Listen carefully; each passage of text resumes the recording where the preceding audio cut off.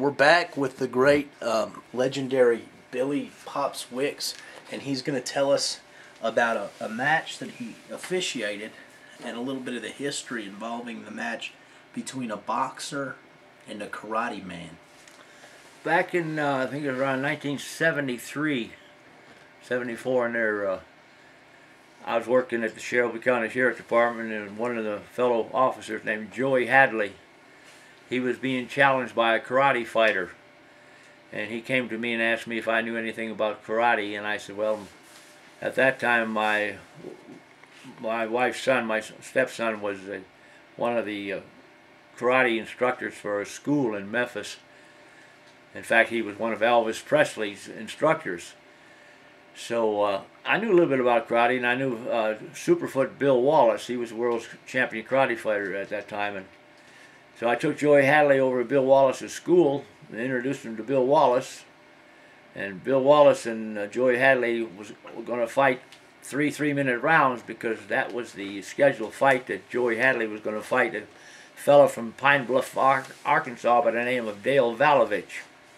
And Dale Valovich was supposed to have been the toughest karate fighter in the Mid-South at that time. And it was a challenge match between Dale Valovich and Joey Hadley. And Bill Wallace enlightened Joey Hadley about karate, and Bill Wallace got enlightened himself, because after 2 rounds, Bill Wallace didn't want to go to the 3rd round with Joey Hadley, because Joey Hadley was just really whipping up on the world's champion karate fighter.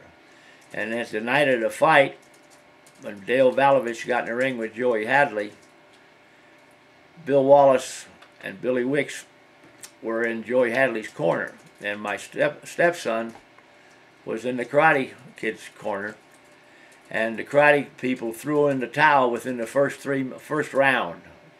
Joey Hadley beat the living crap out of this Dale Valovich. He didn't even last 3 minutes, and that was the end of the karate fight.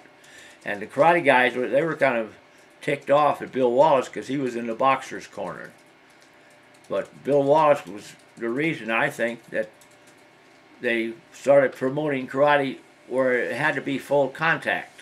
At that time, it was basically sport karate tournaments. You had to pull your punches, because if you hit the guy, you were going to do great damage. But it was Bill Wallace's, to me, is why they had full contact karate tournaments to this day.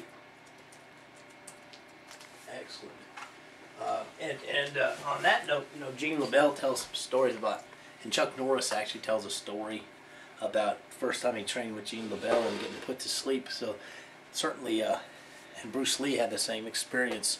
So certainly, having a foundation in grappling is essential. Oh yeah.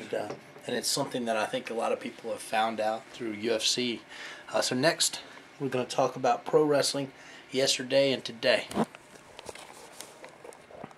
You don't have it plugged.